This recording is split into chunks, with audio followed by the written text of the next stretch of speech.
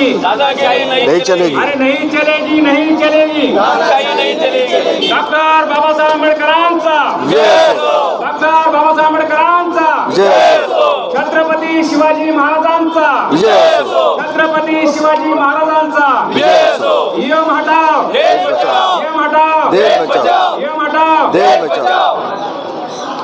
राज अम्बेडकर आगे बढ़ो, हम तुम्हारे साथ हैं। राज अम्बेडकर आगे बढ़ो, हम तुम्हारे साथ हैं, काका साहब आगे बढ़ो, हम तुम्हारे साथ हैं, काका साहब आगे बढ़ो, हम तुम्हारे साथ हैं। मुलुंड रेल्वे स्टेशन या ठिकाणी आज दिनांक 17 मार्च 2024 या दिनी रिपब्लिकन सेनेच्या वतीने मतदानात ईव्हीएमचा वापर होऊ नये यासाठी ईव्हीएम हटाओ देश बचाओ या अभियानात स्वाक्षरी मोहीम राबवण्यात आली।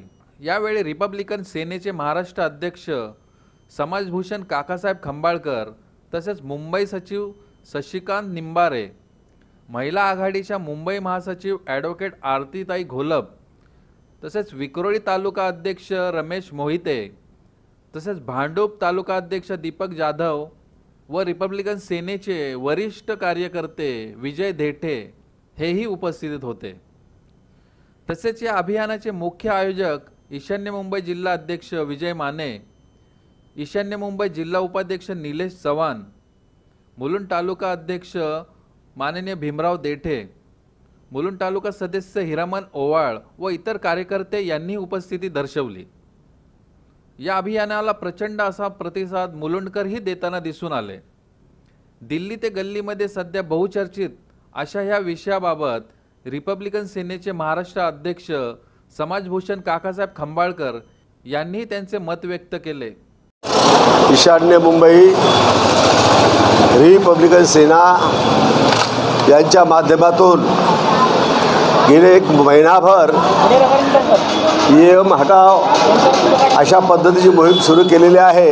त्याचा शेवटचा टप्पा हा मुलुंडचा आहे।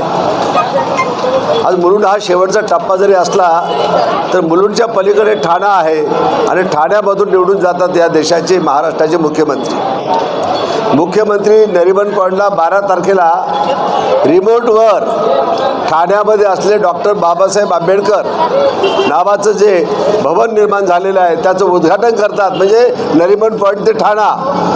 तर हे ईव्हीएम मशीन जे आहे याच्या पद्धतीनं हे का हॅक करू शकत नाही किंवा का त्याच्या मतामध्ये बदल करू शकत नाही असा संशय आमच्या मनामध्ये पूर्वीपासून आहे। आज ईव्हीएम मशीन इथे लागू केल्यापासून देशामध्ये लोकशाहीला धोका निर्माण झालेला आहे। ही लोकशाही या देशामध्ये ज्या लोकांनी ज्या फ्रीडम फायटरने आणून दिली त्यामध्ये डॉक्टर बाबासाहेब आंबेडकर असतील, जवाहरलाल नेहरू असतील, महात्मा गांधी असतील, बाकीचे जेवढे काही स्वतंत्र सैनिक आहेत त्या सर्वांनी फार मोठं काम केलं आणि या देशाला लोकशाही दिली। त्यावेळेला सिक्रेट बॅलेट पेपर या पद्धतीने हे मतदान होत होतं, म्हणजे आपण आपलं मत देतोय कुणाला हे त्या माणसाला, त्याच माणसाला की ज्याला त्यांनी मत दिलेलं आहे त्याला कळायचं शेवटी की बाई आपल्याला मतांनी जास्त बहुमताने निवडून दिलेलं आहे।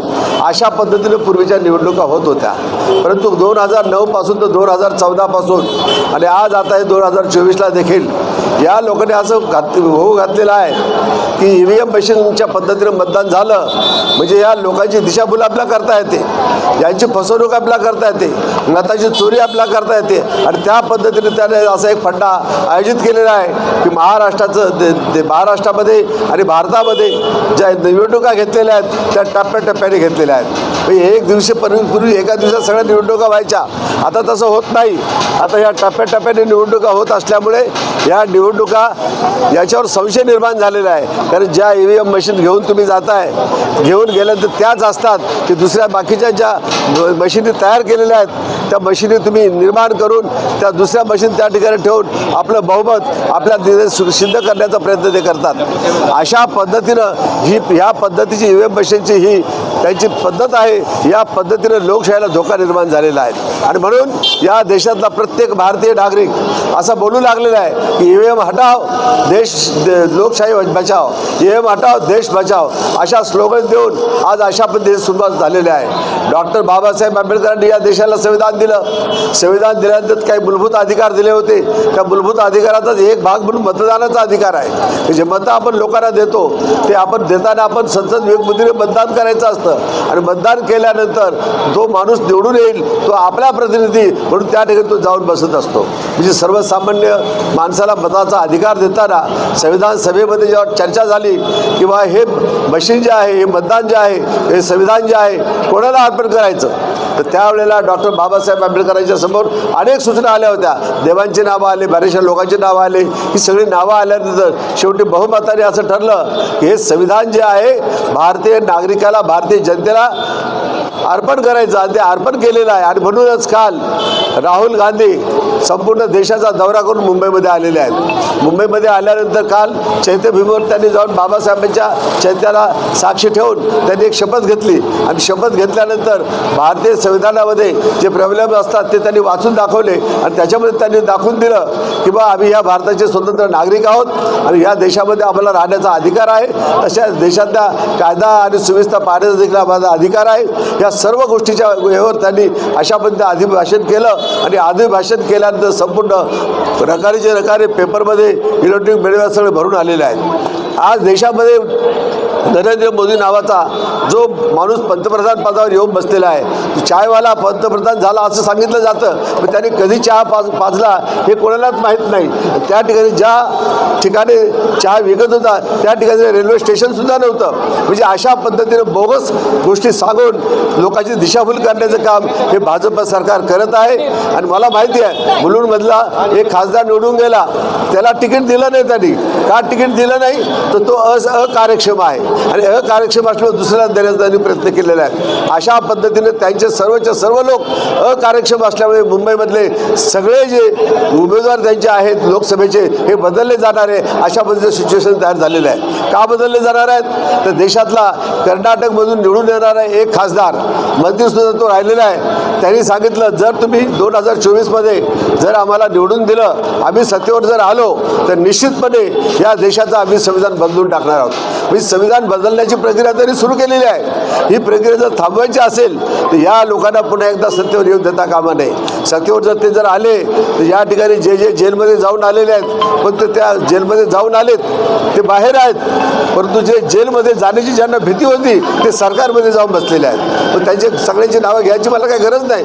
तुम्ही सुज्ञ वाचक आहात, तुम्ही वाचता, टीव्हीच्या बातम्या पाहता आणि त्या ठिकाणी ते जाऊन आज मोदी सरकारमध्ये जाऊन, शिंदे सरकारमध्ये जाऊन ते सुरक्षित झालेले आहेत. करोडोच्या संपत्ती त्यांच्याकडे आहेत आणि करोडोच्या संपत्ती असल्यानंतर आज त्या संपत्तीचा दुरुपयोग तिथं बसून ते करत आहेत. आज भाजप सरकार इथं आल्यापासून RSSच्या नावावर करोड रुपयाची संपत्ती जमा झालेली आहेत. मोठमोठ्या त्याच्या इमारती तयार झालेल्या आहेत, मोठमोठे भाजपचे ऑफिसर तयार झालेले आहेत आणि करोडो रुपये आल्यानंतर या देशामध्ये लोकशाहीच्या पद्धतीने ज्या पद्धतीने चालायला पाहिजे हे चालवता ते बाजूला त्यांनी ठेवून दिलेलं आहे.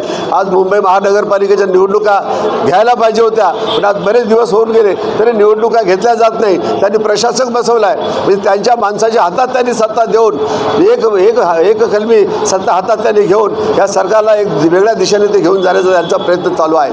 त्याच पद्धतीने उद्या जर त्यांच्या मनात आलं तर महाराष्ट्राचा मुख्यमंत्रीसुद्धा एखादा प्रशासक बसवतील आणि राज्यपालांना सांगतील की हे महाराष्ट्राचं मंत्री बरखास्त करून टाका. पण तो बरखास्त यासाठी करत नाही तर जे जाऊन तिथे बसलेले आहेत ते त्यांचेच माणसं आहेत, कारण ते ईडीला घाबरलेले आहेत. ईडीला घाबरलेले लोक त्या ठिकाणी जाऊन बसलेले आहेत, सत्ता चालवत आहेत. ज्यांच्या हातामध्ये तुम्ही सत्ता दिली ते मोठे भ्रष्टाचारी लोक आहेत, यांच्यावर आमचा विश्वास नाही. आणि म्हणून EVM हटाव हा नारा आमचे डॉक्टर बाबासाहेब आंबेडकरांचे नातू सरसेनानी आनंदराज आंबेडकर साहेबांनी दिलेला आहे. आणि ते दिल्यानंतर आज त्यांची अशी धारणा तयार झालेली आहे की हे सरकार गेल्याशिवाय या देशाचं संविधान वाचवता येणार नाही, हे सरकार गेल्याशिवाय लोकशाही आपल्याला वाचवता येणार नाही. आणि इथून आमचे जे ईशान्य मुंबईचे जे अध्यक्ष आहेत आमचे विजयराव माने यांनी ही मोहीम जी सुरू केलेली आहे या मोहिमेला प्रचंड प्रकारची साथ मिळत चाललेली आहे. आणि ती साथ मिळत असताना अशाच पद्धतीचे प्रकरण संपूर्ण देशभर रिपब्लिकन सेनेच्या वतीने कार्यक्रम सुरू आहे, महाराष्ट्रामध्ये सुरू आहेत. वेगवेगळे पद्धतीचे मोर्चे झालेले आहेत, आंदोलन झालेले आहेत आणि EVM हटाव अशा पद्धतीने सांगितलं गेलेलं आहे. पण जर तसंही करून जर होणार नसेल तर मतदारांनी सावधपणे राहिलं पाहिजे आणि त्या ठिकाणी EVM मशीनच्या समोर जाऊन तुम्ही त्या ठिकाणी एकही मत न देता तुम्ही बाजूला झालं पाहिजे, मतावर बहिष्कार टाकला पाहिजे आणि बहिष्कार टाकून तुम्ही दूर झाले पाहिजे, जेणेकरून त्या मशीनमध्ये एकही मत जाता कामा नये. म्हणजे मतच जर गेले नाही तर कोण निवडूनच येणार नाही. अशा पद्धतीचं वातावरण तयार करता येईल. किंवा मी पाठीमागच्या सभेमध्ये आम्ही मुंबईच्या सभेत मी सांगितलं की खुर्दा घेऊन जा, नोटा घेऊन जाऊ नका. आणि खुर्दा घेऊन गेल्यानंतर तुमचा माणूस पहिला नंबर जर लावला तर त्या अधिकाऱ्याला ते पैसे मोजता नाकी नव्हेल, तो टाईम संपून जाईल आणि टाईम संपून गेल्यानंतर त्या ठिकाणचं इलेक्शन बर्बाद होईल, म्हणजे नष्ट होईल. आणि हे नष्ट झाल्यानंतर मग त्यांच्या डोक्यामध्ये येईल की इलेक्शन कमिशन जे आहे कोणाच्या तरी दबावाखाली काम करत आहे आणि दबावाखाली काम करत आहे. न्यायपालिका देखील त्याच पद्धतीने त्याच्यावर दबाव आणण्याचा प्रयत्न करतात. पण चंद्रचूड साहेब जे आहेत त्यांना जुमानत नाही आणि जुमानत नसल्यामुळे आज त्यांना एक शह त्यांनी देण्याचं काम केलेलं आहे. पंतप्रधानांच्या डोक्याला एक डोकेदुखी झालेली आहे. या चंद्रचूड सारखा माणूस याच्यावर येऊन बसलेला आहे. डॉक्टर बाबासाहेबांच्या पुतळ्याचं त्या ठिकाणी परिसरामध्ये अनावरण केलेलं आहे आणि अनावरण झाल्यानंतर पुतळ्याचं त्या ठिकाणी हे करताना राष्ट्रपती आल्या. आज राष्ट्रपती हातात सर्व सत्ता आहे, पण राष्ट्रपती त्यांनीच बसवले असल्यामुळे त्यांना या ठिकाणी वट हुकूम लावता येत नाही, आणीबाणी लावता येत नाही. आणि आणीबाणी जर लावली तर संपूर्ण सत्ता ही राष्ट्रपतीच्या हातामध्ये जाईल. तिन्ही सैन्य त्यांच्या हातामध्ये आहेत आणि त्यांच्या हातात गेल्यानंतर अशा पद्धतीनं या पद्धतीने ही लोकशाही वाचवायच्या दृष्टीने राष्ट्रपती सक्षम असायला पाहिजे. पण हा राष्ट्रपती अशा पद्धतीने आहे की त्या राष्ट्रपती आदिवासी समाजाच्या असल्यामुळे त्यांना शुद्ध करून घेतलं. शुद्ध करून घेतल्यानंतर त्यांना त्या खुर्चीवर बसवलं आणि खुर्चीवर बसवल्यानंतर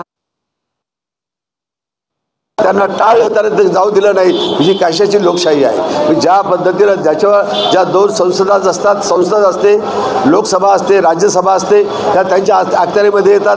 संसद भवन त्यांच्या अखत्यारीमध्ये येतं, न्यायपालिका त्यांच्या अखत्यारीमध्ये येतं. ह्या सगळ्या गोष्टी त्यांच्या अखत्यारीमध्ये येत असताना सुद्धा त्यांना त्या ठिकाणी त्याचा अधिकार बजाव त्यांना दूर सारलं जातं. तर अशा पद्धतीची प्रक्रिया देशात सुरू झाल्यामुळे आपण सावधान झालं पाहिजे. आणि या मतदानावर बहिष्कार टाकण्याची प्रक्रियासुद्धा आपण करू शकतो. कारण बहिष्कार जर टाकला, पूर्वी एक आलेले नोटा आलेले नोटा काय उपयोगाचा नाही, कारण नोटा त्यांच्याच हातात जाणार आहे आणि त्यामुळे नोटाचा उपयोग नाही. बहिष्कार टाकणं ही एक प्रक्रिया होऊ शकते. जर तुम्हाला मतदान करायचं असेल तर सिक्रेट बॅलेट पेपर असला पाहिजे की आम्हाला मत देतो, त्या मताचा अधिकार आम्ही बजावतो, ते आम्हाला कळलं पाहिजे आमचं मत कोणाला जाते. परंतु मशीनचं बटन दाबलं तर बटन दाबलं लाईट फिरते, पण मत कुठे जाते हेच कळत नाही. अशा पद्धतीने भ्रष्टाचाराच्या या राज्यामध्ये आम्ही धिक्कार करतो. या सरकारचा, केंद्रीय सरकारचा, महाराष्ट्र सरकार धिक्कार करतो. आणि आनंदराव साहेबांना आम्ही सांगतो की आनंदराव साहेब आपण आप आगे बढ़ो, हम आपके साथ है. जय भीम, जय महाराष्ट्र, जय भारत. ईवीएम हटाओ, देश बचाओ, ईवीएम हटाओ. देश बचाओ.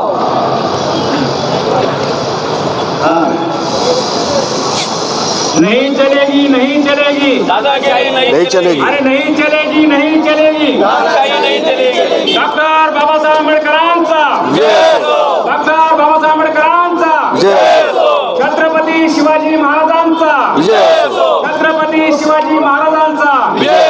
ईएम हटाओ, देश बचाओ. ईएम हटाओ, देश बचाओ.